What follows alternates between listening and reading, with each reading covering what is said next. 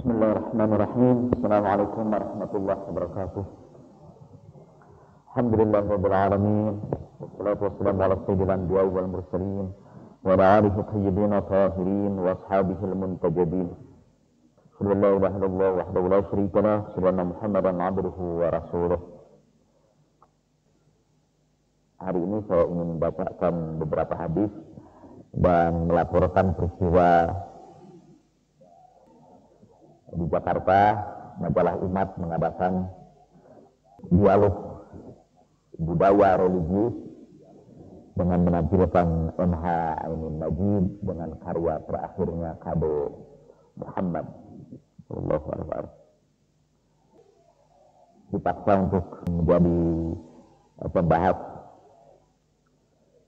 Ada sesuatu yang menarik dalam diskusi ini yang ingin saya laporkan kepada Anda. Nanti setelah laporan ini selesai, Anda tahu apa maksudnya melaporkan peristiwa itu. Di antara pembicara ada seorang budayawan, esayis, sering menulis di koran, masih muda. Dia berkata, dia mengkritik keberagamaan kita sekarang di Indonesia ini. Misalnya di bulan Ramadan, para artis memakai baju yang menutup aurat. Tapi segera sebelum bulan Ramadan berakhir, pada waktu acara Idul Fitri, mereka sudah menanggalkan katuannya dan sudah bermini riak lebih seperti biasa. Setelah dia mengkritik keberagamaan yang seperti itu, dia kemudian mengkritik, maaf, saya akan membocorkan biografi saya. Dia cerita bahwa dia sekarang sudah tidak salat lagi, karena dia tidak melihat makna apa-apa dari salat itu. Singkal balik itu tidak ada artinya. Saya malah merasakan kehangatan keagamaan saya itu di atas bis kota, bukan di atas sajadah. Di samping saya ada Pak Kuau Khalil Bisri dari Rembang. Beliau rupanya tidak tahan memberikan komentar terhadap ucapan pemikir kita yang agung ini. Komentar dua gini, dia menjelaskanlah tentang pentingnya salat. Tapi dia kemudian menarik saya untuk dilaporkan ialah salat itu kepada menunjukkan kehinaan kita di hadapan Tuhan. Salat itu bukan untuk mengagungkan Tuhan, karena Tuhan sudah agung dengan sendirinya. Sekiranya semua makhluk tidak salat, Tuhan masih tetap akan agung. Karena pemikir kita ini berkata, Tuhan itu kan sudah agung, kenapa harus disembah-sembah lagi? Lalu justru kalau kita salat untuk menyatakan kehinaan diri kita. Oleh sebab itu, kata Pak Kiai Khalil, menurut para sufi, menurut orang-orang sufi, makruh salat di atas sajadah. Saya ulang lagi ucapan Kiai Khalil itu. Karena itu kata menurut para sufi, makruh sujud itu di atas sajadah. Kita harus sujud langsung ke atas tanah, karena tanah menggambarkan kehinaan kita. Dari tanahlah kita diciptakan, kepada tanahlah kita akan dikembalikan, dan dari tanah kita akan dibangkitkan kembali. Tarotan ukhra, itu ayat Al-Quran itu. Terjemahan ayat Al-Quran. Kemudian MH juga menjelaskan tentang hakikat sujud itu dan merendahkan diri kita di atas tanah. Saya memberikan komentar sedikit saja khusus tentang itu, bagian itu. Saya berkata, buat saya apa yang disampaikan oleh Khalil Bisri itu sesuatu yang baru. Bahwa menurut sufi makruh salat di atas sajadah. Buat saya yang sekarang ini ingin bersufi-sufian, bahwanya saya sekarang harus sujud langsung di atas tanah. Tapi setelah saya ucapan Kiai Khalil ini mengingatkan saya kepada sebuah ucapan Imam Syafi'i di dalam kitab Al-Um. Dulu saya tidak paham ketika baca tulisan Imam Syafi'i itu. Beliau berkata, kalau kamu sujud di atas sajadah, kata Imam Syafi'i, Sobekan sajadah itu pada bagian bahimu, supaya bahimu langsung menyentuh tanah. Waktu itu saya tidak paham kenapa Imam Syafi'i menasihatkan kita menyobek sajadah. Apalagi kalau sajadah itu kita beli dari tanah suci. Apalagi kalau sajadah itu sajadah yang tebal, bulu-bulunya sangat tebal. Kalau saya salat di rumah orang-orang elit, biasa saya dikasih sajadah dengan bulu yang sangat tebal. Itu kata Imam Syafi'i, sobekan itu sajadah supaya bahimu langsung ke atas tanah. Waktu itu saya bilang saya tidak paham, dan saya baru paham sekarang, baru penjelasan seorang kiai pengikut madhab Syafi'i, Kiai Khalil Bisri. Rupanya makruh itu sujud langsung di atas sajadah. Tapi makruh juga kan membuang sajadah. Karena itu kemudian diambillah jalan kompromi, sajadah tetap dipakai, tetapi sajadahnya disobek supaya bahi langsung ke atas tanah. Dalam hati, tidak saya sampaikan itu di dalam seminar waktu itu. Dalam hati saya berkata, saya akan pakai sajadah, tapi makruh juga menyobekkan sajadah itu. Jadi lebih baik saya simpan saja tanah di atas sajadah itu, sehingga seluruh makruhat itu bisa saya tinggalkan. Tapi itu di dalam hati saja.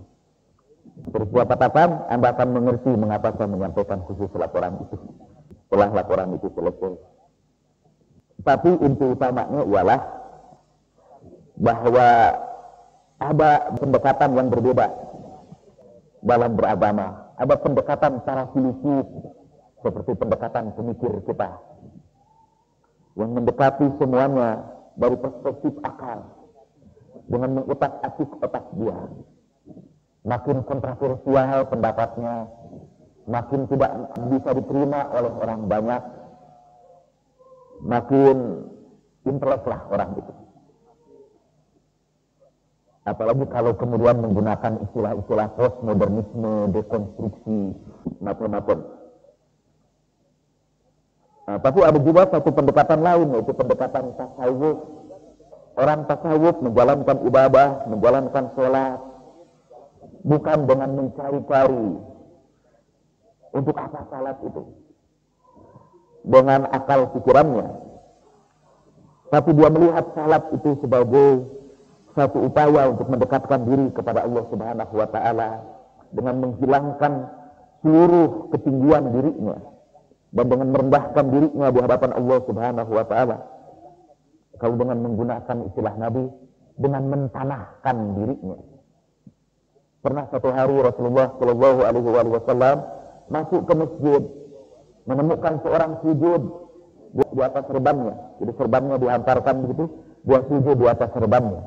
Rasulullah tarik serbannya dan Rasulullah berkata, "Arib wajhak, tanahkan wajah kamu, ketanahkan wajah kamu." Sebenarnya dalam bahasa Arabnya tidak ketanahkan, tetapi jadi tanahkan, tarib dari kata turab.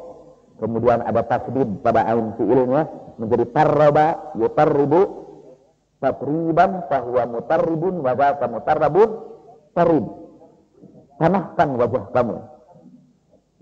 Dan wajah di dalam bahasa Arab bukan hanya berarti muka wajah itu, tapi seluruh diri kita, seluruh ego kita, seluruh diri kita itu wajah. Karena itu ketika kita menafsirkan ayat kullu man 'alaiha fan wa yabqa wajhu rabbika dzul jalali wal ikram. Semua binasa, yang kekal itu hanya wajah Tuhanmu. Maksudnya bukan bahwa bagian Tuhan yang lain itu binasa juga, dan sisanya hanya wajah Tuhan. Wajah itu mencerminkan seluruh Tuhan, seluruh ketuhanan. Karena itu ketika Nabi mengatakan tanahkan wajah kamu, yang dimaksud bahwa seluruh diri kita ini harus direndahkan sampai derajat tanah untuk menggambarkan kerendahan diri kita yang sebenarnya. Lalu kata Imam Humaini, itu disebut zillatul ubudiyah, kehinaan seorang hamba.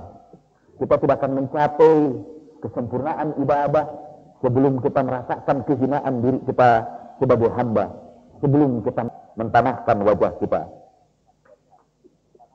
memang rada sulit memahami idiom-idiom sufi, idiom-idiom irfan sebelum kita diantarkan rada panjang untuk itu. Karena itu juga sulit bagi kita untuk membahas tafsir Sabrul Muta'allihin, Mula Sabra ini sebelum kita membuat pengantar yang agak panjang. Karena tafsir Al-Quranul Karim dari Mula Sabra adalah tafsir irfan, tafsir tasawuf. Sebelum saya sampai kepada alasan lain itu, saya ingin membacakan sebuah riwayat dikutip dari Safinatul Bihar, juz kedua halaman 585. Pada suatu hari Muawiyah melakukan haji pada masa pemerintahannya. Sampailah dia ke satu tempat dekat Madinah atau di sekitar Madinah, namanya Al-Hujun. Dia turun di tempat itu, beristirahat dulu sebentar. Di Al-Hujun itu ada seorang perempuan hitam yang di sini disebutkan kanat sauda kasuratul lahan. Perempuan itu hitam dan dagingnya banyak, hitam gemuk. Kemudian Muawiyah memanggil perempuan hitam dan gemuk itu. Saya jadi tertarik untuk menyelipkan beberapa kalimat saja tentang perempuan yang gemuk itu. Ternyata kegemukan itu mempunyai nilai berbeda bergantung kepada status sosial perempuan. Kalau perempuan itu statusnya tinggi, kegemukan dianggap sebagai aib, sehingga mereka berusaha untuk melakukan diet. Dalam bahasa Inggris disebut diet. They are trying to diet, berusaha untuk diet, karena makin kurus di kalangan orang yang statusnya tinggi, makin kurus makin bagus, melambangkan kecantikan, kelangsingan, sampai macam-macam obat dibeli. Di Jepang katanya obat untuk melangsingkan tubuh itu laku. Bukan saja obat, alat-alat apa saja yang menjepit tubuh atau perut supaya jadi kecil laku. Pel juga laku. Karena itu di kalangan elit kemudian muncullah perempuan-perempuan yang langsing-langsing. Jadi untuk orang-orang elit kegemukan itu aib, dan karena itu harus dihilangkan. Buat kelompok status tidak elit, saya tidak enak menyebut status rendah. Status tidak elit. Ini kalau ini status sosial, bukan status di hadapan Allah Subhanahu wa taala. Di hadapan Allah Subhanahu wa taala, orang tidak diukur jelas dari gemuk atau kurusnya seseorang. Nah, untuk status sosial yang rendah, justru kegemukan itu dianggap kemuliaan. Karena kata kegemukan pertanda kemakmuran. Dan di kalangan bawah pun sibuk orang beli obat supaya gemuk. Bagaimana caranya supaya gemuk? Beli obat macam-macam. Kita melihat bagaimana kegemukan itu dipahami berbeda. Nah, di zaman Muawiyah waktu itu, perempuan gemuk dianggap aib, dan Muawiyah mengejeknya. Bahkan ketika Muawiyah ketemu dengan perempuan itu, mahaluka wa ibnata Ham, mahaluki, oh apa kabar? Oh perempuan anak bongkahan daging. Qalat, berkata perempuan itu, lastu lihamin in abtani, janganlah engkau mencela aku karena bongkahan daging. Innama ana imra'atu min Bani Kinanah, aku ini perempuan dari Bani Kinanah, dan Bani Kinanah lebih mulia dari Bani ayah kamu, kata dia. Anda perhatikan keberanian perempuan itu berbicara di hadapan seorang penguasa yang terkenal zalim. Kemudian malah berkata, "Sadaqti, kau benar. Atadrina lima ba'atsu ilaiki?" Kau benar. Tahukah kamu mengapa aku mengundang kamu datang ke sini? Perempuan itu berkata, "La ya'lamul ghaiba illallah."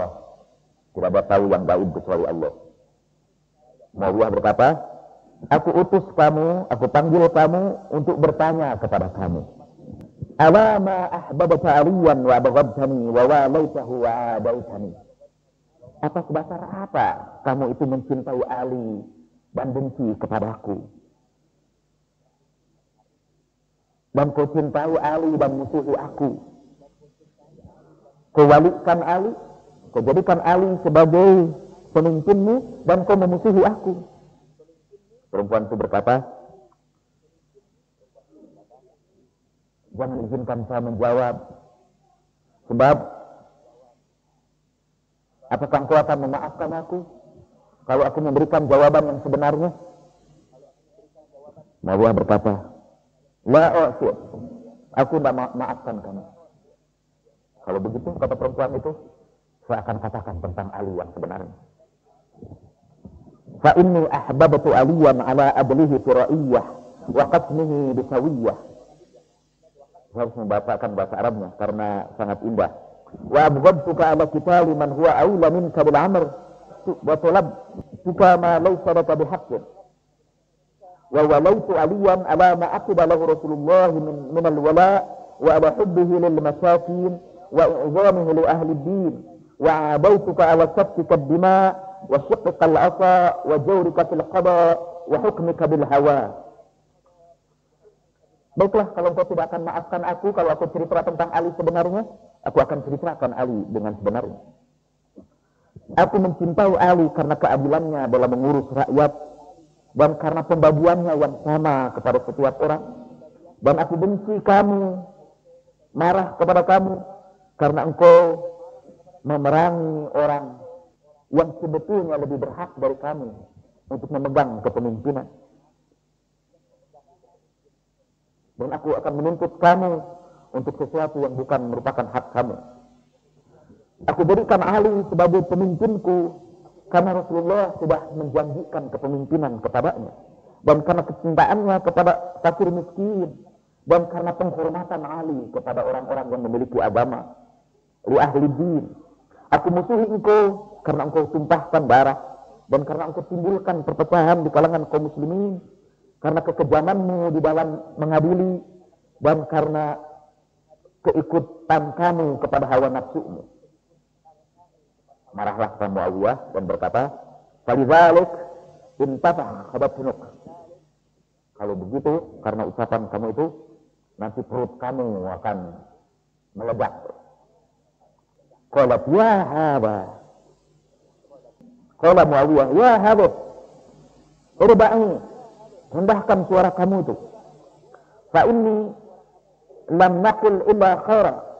Karena kami, kata Muawiyah, tidak pernah berkata kecuali yang baik-baik saja. Karena dianggap orang itu ngomongnya tidak bagus, kasar. Dan Muawiyah mengatakan, rendahkan suara kamu itu, jangan terlalu kasar gitu. Kami ini orang yang tidak pernah bicara kecuali yang baik-baik saja. Perempuan itu balik. Tapi kemudian Muawiyah memanggil lagi. Wah hadis, hal ra'aita aliyan, hei perempuan, apa engkau pernah melihat Ali?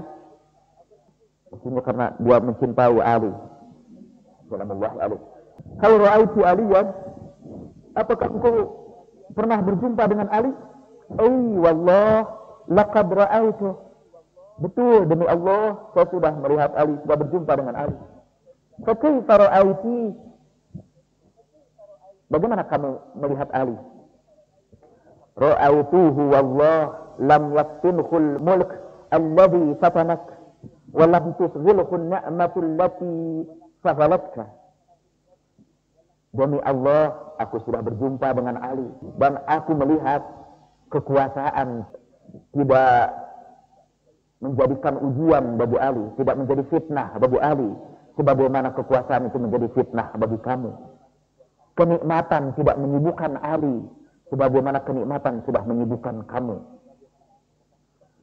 Hal sami'ti kalamah, apa engkau pernah mendengar omongan Ali?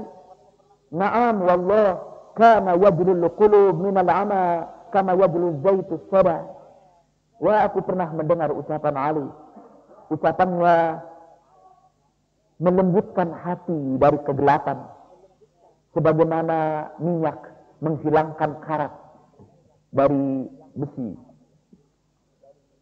Sodaqti. Kau benar, kata Muawiyah. Apakah kau punya keperluan? Faham laka min hajah? Ada keperluan tidak? Lalu perempuan itu berkata, "Aw taf'alu idza sa'altuk?" Apa engkau akan memenuhi keperluanku kalau aku menyebutkan keperluanku itu?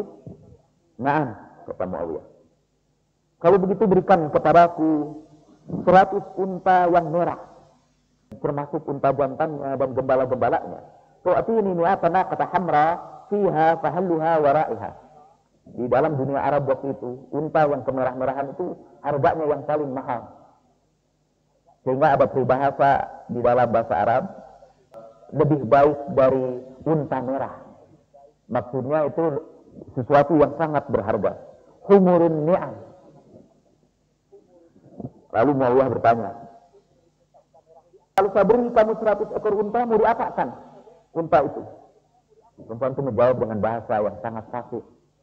Aghzu bi alabani hasigar wa astahyi biha al-kibar wa aktasibu biha al-makarim wa uslihu biha bainal asyair. Dengan unta itu, dengan susunya, aku akan berikan minuman kepada anak-anak yang masih kecil. Dan dengan susunya, aku akan pelihara anak-anak yang sudah besar.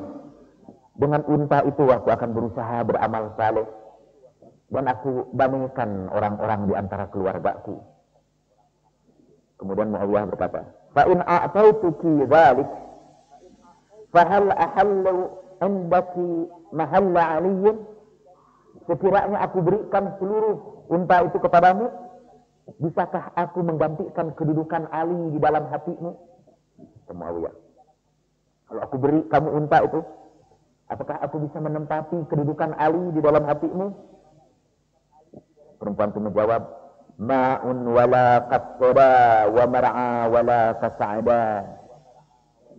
Tidak bisa, katanya, membandingkan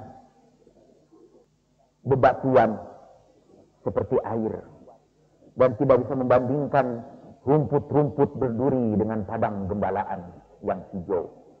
Wa mar'a wala kas'ada. Maksudnya tidak mungkin bebatuan bisa menggantikan air, dan tidak mungkin padang berduri bisa menggantikan padang rumput. Maksudnya tidak bisalah orang seperti Muawiyah yang diibaratkan sebagai bebatuan bisa menggantikan air yang sejuk yang diibaratkan untuk Sayyidina Ali karamallahu wajhah. Dia menyebut Muawiyah sebagai Sa'adan, sebagai padang berduri. Dan dia menyebut Sayyidina Ali sebagai Mar'a. Kemudian Muawiyah berkata, "Amma wallah law kana Aliyyun hayyan ma a'taka minha syai'a." Demi Allah, sekiranya Ali masih hidup sekarang ini, dia tidak bakal memberi kamu apapun. Dia tidak akan kasih kamu duit, tidak akan kasih kamu unta. Demi Allah, sekiranya Ali masih hidup, ma a'taki minha syai'a. Ali tidak akan memberi kamu sedikit pun. Perempuan itu menjawab, ini jawabannya sudah saya katakan bagus gitu. Kalau Anda belajar logika dan teknik argumentasi, perempuan ini patut digurui. Sekiranya Ali hidup, dia tidak akan beri kamu sedikit pun.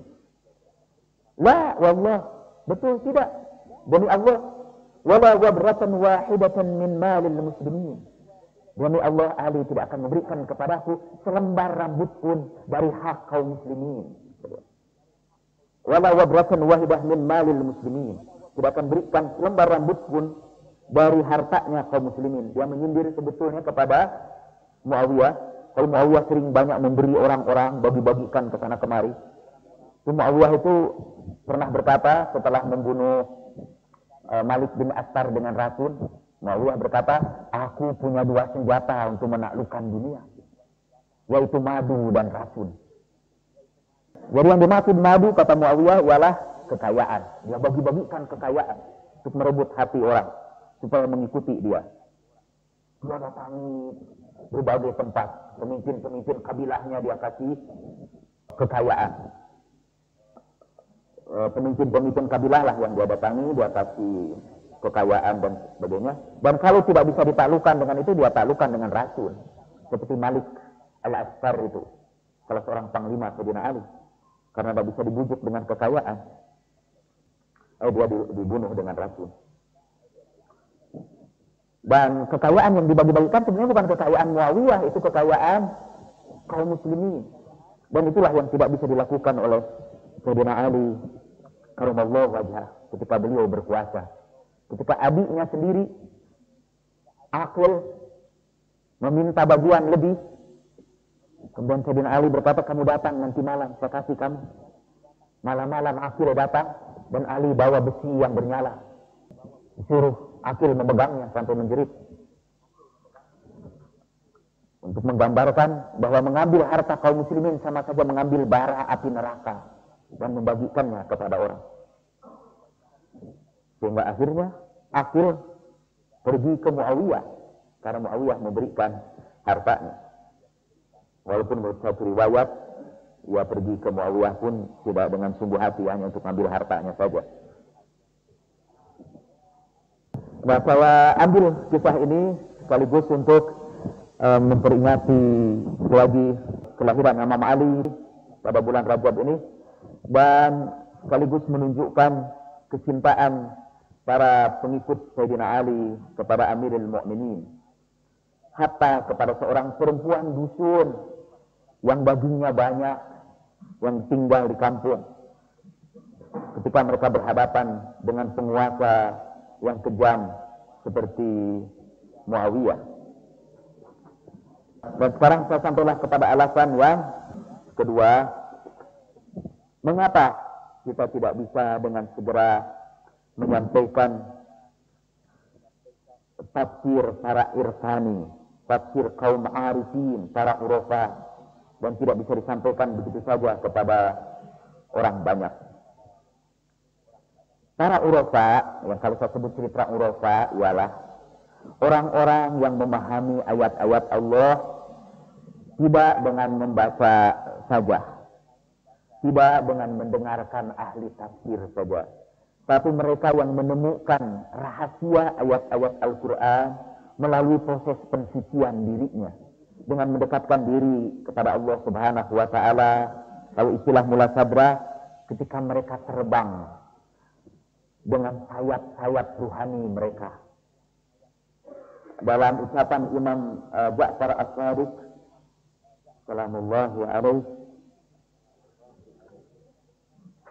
mereka adalah orang-orang yang membangun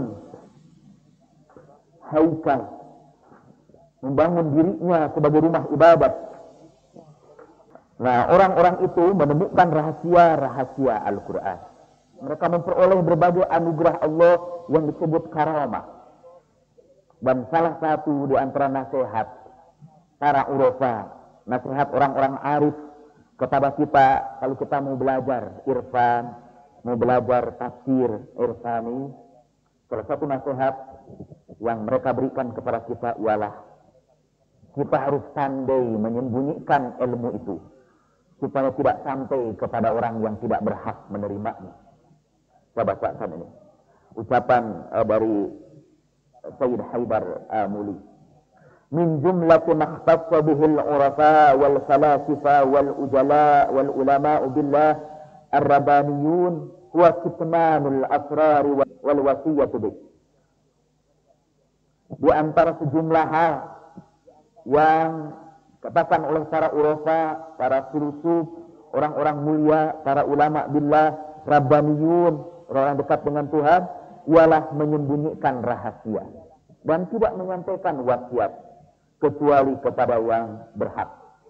Dan Sayyid Haidar Amuli juga di dalam muqaddimah kitabnya membuat satu bab khusus menjelaskan tentang keharusan kita merahasiakan berbagai rahasia kaum arifin. Dalam kitab Nafsul Nusus, Sayyid Haidar Amuli membuka satu bab yang berjudul Al-Wasiyah fi Kitmanil Ulumil Ilahiyah, wasiat untuk menyembunyikan ilmu-ilmu ilahiyah. Saya bacakan satu bagian dari Jami'ul Asrar halaman 19. Wa asrarullah ta'ala kulluha amanatuhu fi aradihi wa qulubi awliya'ih فأوصيك بكتمانها وإخفائها وصية واجبة تحفظ بها نفسك ونفس غيرك من الضرار العاجل الذي هو القتل أو الصلب أو رجم، والضرر الأجل الذي هو النار أو السخط والضرر الآجل.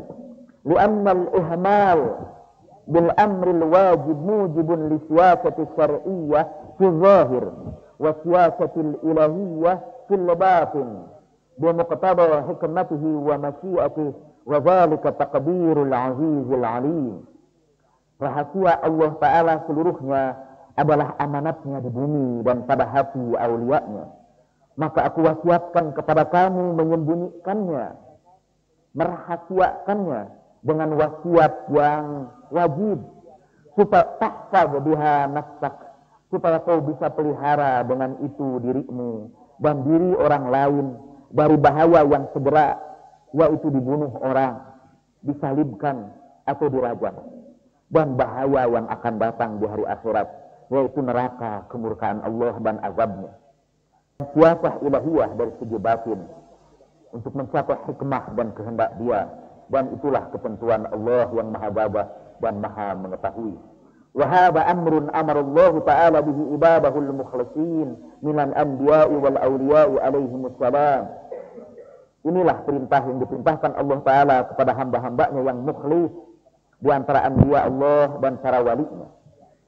Jadi pengalaman mula sabra adalah rahasia-rahasia Allah dan amanahnya yang diberikan Allah kepada hati para awliyanya.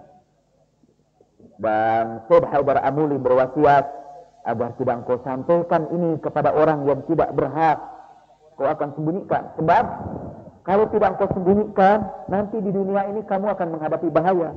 Dituduh kafir, dianggap murtad, disalib mungkin, dibunuh, dirajam. Dan di hari akhirat pun mengundang murka Allah Subhanahu wa ta'ala waliyahzubillah. Wa bil jumlah al-khiyanah fi hadhihi al-amanah hiya ida'uha 'inda ghairi ahliha wa imsakuha an ahliha wa kullahuma ghairu jaiz. Wa ilayhi asara jalla dhikru fi qawlihi ya ayyuhalladzina amanu la takhunu Allaha wa rasulahu wa takhunu amanatikum wa antum ta'lamun. Secara keseluruhan, mengkhianati amanat ini ialah menyebarkan rahasia itu kepada yang bukan ahlinya, atau menahan rahasia itu dari ahlinya. Keduanya tidak diperbolehkan. Inilah yang dimaksud oleh firman Allah Ta'ala, hei orang-orang yang beriman, janganlah kamu berkhianat kepada Allah dan Rasulnya, dan janganlah kamu khianati amanat kamu, padahal kamu mengetahuinya. Nabi SAW bersabda, man wada'al hikmata fi ghairi ahliha jahila, wa man mana'a an ahliha zalama. Inna lil hikmati haqqan wa inna laha ahlan fa'ati kulla dhi haqqin haqqa. Ini sabda Rasulullah sallallahu alaihi wasallam. Barang siapa yang meletakkan hikmah bukan pada ahlinya, dia sudah berbuat bodoh. Dan barang siapa yang tidak memberikan hikmah kepada ahlinya, dia sudah berbuat zalim. Sesungguhnya hikmah itu adalah hak dan ada ahlinya, maka berikanlah kepada setiap pemilik haknya. Diriwayatkan dari Sayyidina Ali alaihi salam, wallah law syi'tu an ukhbira kulla rajulin minkum bi makhrajihi wa maulidihi wa jami'i sya'nihi la fa'altu walakinni akhafu ay yakfuru bi Rasulillah. Demi Allah, kata Sayyidina Ali, kalau aku mau, aku akan beritakan kepada setiap orang di antara kamu jalan keluarnya dan jalan masuknya dan seluruh urusannya. Tentu akan aku lakukan itu. Tapi aku takut mereka akan kafir kepada Rasulullah sallallahu alaihi wasallam.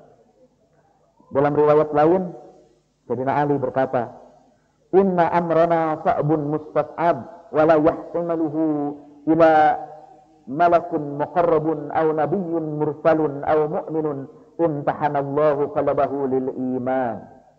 Sesungguhnya urusan kami ini, kata Imam Ali, adalah suatu hal yang sangat sulit. Tidak akan bisa memikulnya kecuali malaikat yang dekat dengan Allah, atau nabi yang diutus, atau mukmin yang sudah Allah uji hatinya dengan iman. Masih saya teruskan ucapan Sayyidina Ali. khaliqun nasa bima ya'rifun wa ba'uhum bima yunkirun wa la tahmilu ala anfusikum wa alaina inna amrana sa'bun mustas'ab. Pergaulilah manusia sesuai dengan latar belakang pengetahuannya. Tinggalkan mereka dari apa-apa yang tidak mereka sukai. Jangan memberatkan dirimu dan memberatkan kami. Sesungguhnya urusan kita ini adalah urusan yang berat dan sulit. Tidak sembarang orang bisa menerimanya. Dan terakhir ini ucapan dari Imam Ja'far As-Shadiq alaihi salam. Amruna sirrun masturun fi sirrin wa sirrun mustatirun wa sirrun la yufiduhu ila sirrun wa sirrun ala sirrin muqanni'un bi sirrin. Urusan kita ini adalah rahasia yang tertutup, yang tersimpan dalam rahasia. Rahasia yang tersembunyi. Rahasia yang tidak bisa membantunya kecuali dengan rahasia lagi. Inilah rahasia di atas rahasia. Sirrun ala sirrin. Dan hanya bisa dipelihara dengan kerahasiaan. Ini saya baca tadi. Segera kemudian saya berpikir, tampaknya ada beberapa bagian dari irfan ini yang akan kita rahasiakan. Dan mungkin ada sebagian yang saya pikir kita sudah berhak untuk menerimanya, tapi yang tidak ikut di pengajian ini mungkin belum berhak. Dan karena itu wasikum wasiyatan wajibatan. Aku wasiatkan kepada kalian dengan wasiat yang wajib untuk tidak menyebarkan hal-hal yang seperti itu kepada orang lain di sekitar kita. Karena itu akan menyebabkan kita dituduh macam-macam, dianggap sesat, boleh jadi mungkin dibunuh. Kalau tidak dibunuh ya difitnah, macam-macam. Karena kita menyebarkannya kepada orang yang tidak berhak. Saya akhiri ini dengan ucapan Imam Ali Zainal Abidin atau Imam As-Sajjad alaihi salam. Kata ini as'ara mansub bi Hazrat Ali bin Al-Husain Imam As-Sajjad alaihi salam barbariyat hikmah. Inni la aktumu min ilmi jawahirahu kay la yara al-haqqa du jahlin fayaftinuna.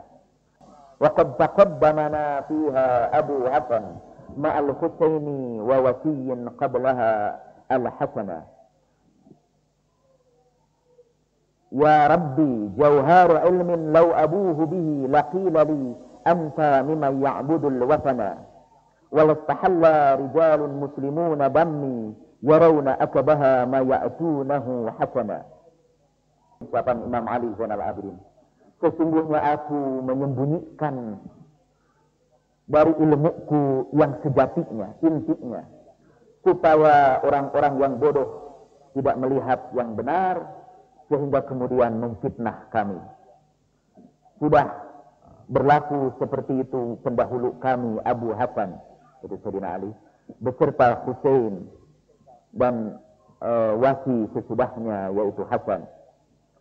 Wahai Tuhanku, inti dari ilmu ini seandainya aku sebarkan, mereka akan berkata tentang aku, engkau termasuk orang yang menyembah berhala. Dan kaum muslimin akan menghalalkan darahku. Dan mereka akan melihat apa yang mereka percayai sebagai kebaikan. Keburukan yang mereka yakini sebagai kebaikan. Saya tidak baca pendapat para ulama lainnya tentang menyembunyikan beberapa rahasia itu.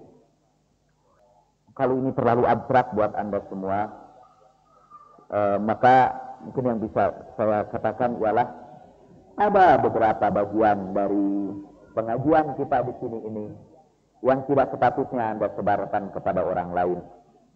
Yang kalau menurut pandangan Anda, dia belum cukup prasyarat untuk mengikuti itu. Kan kuliah saja ada kuliah prasyaratnya. Hal-hal yang seperti itu tentu tidak sepatutnya kita sebarkan di kalangan kaum muslimin yang belum sampai kepada kedudukan yang seperti itu. Dalam bagian-bagian yang seperti itu, termasuk menurut saya beberapa hal berkaitan dengan sahabat-sahabat Nabi. Kita kan sering kali bersemangat untuk menunjukkan ketinggian ilmu kita. Lalu kita sebarkan beberapa hal berkenaan dengan sahabat Nabi yang tidak lawat kita sebarkan. Lalu orang-orang akhirnya menuduh kita macam-macam. Tapi kalau misalnya hal yang seperti itu sampai dari orang lain yang menyampaikannya, kita bisa menyampaikannya kembali, tapi yang memulainya orang lain. Sama seperti misalnya sujud di atas tanah, itu saya baru menyampaikannya di sini karena Kiai Khalil Bisri sudah menyampaikannya, MH juga sudah menyampaikannya. Jadi saya tinggal menambah bumbu-bumbu saja sedikit. Jadi sekali lagi, ketika kita mempelajari ilmu, kita dianjurkan untuk menyebarkan ilmu kita kepada orang lain. Tapi hendaknya kita ketahui juga bahwa tidak seluruh ilmu itu harus kita sebarkan kepada orang-orang di sekitar kita. Kita harus memperhatikan juga siapa yang menerima ilmu kita ini. Dan ini sama sekali tidak menunjukkan bahwa kita lebih berilmu dari orang lain. Mungkin pada bagian-bagian tertentu orang lain lebih pintar, tapi pada bagian-bagian tertentu yang lain boleh jadi kita lebih tahu. Dan hal-hal yang seperti itu harus kita jaga betul-betul ya. Marilah kita akhiri pengajian ini dengan seperti biasa menyampaikan doa kepada Allah Subhanahu wa taala buat saudara-saudara kita yang mendapat musibah. Kenanglah nama mereka di dalam hati kita masing-masing. Buat kita semua, buat orang tua kita dan buat kaum muslimin dan muslimat. Ala kulli niyyat, ala hadhihi niyyah wa kulli niyyatin shalihah. Al-Fatihah. A'udzu billahi minasyaitonir rajim. Bismillahirrahmanirrahim. Alhamdulillahirabbil alamin. Ar-Rahmanir Rahim. Maliki yaumiddin. Iyyaka na'budu wa iyyaka nasta'in. Ihdinas siratal mustaqim. Siratal ladzina an'amta 'alaihim ghairil maghdubi 'alaihim waladdallin. Allahumma shalli 'ala Muhammad wa 'ala Muhammad. Allahumma inna nas'aluka bihaqqi Muhammadin wa 'ala Muhammad an tusalli 'ala Muhammadin wa 'ala Muhammad. Allahumma inna nas'aluka an taj'ala an-nura fi absarina wal basirata fi dinina wal yaqina fi qulubina wal ikhlasa fi a'malina والسلامة في أنفسنا وسعة في أرزاقنا وشكر لك أبدا ما أبقيتنا سبحان ربك رب العزة عما يصفون وسلام على المرسلين والحمد لله رب العالمين.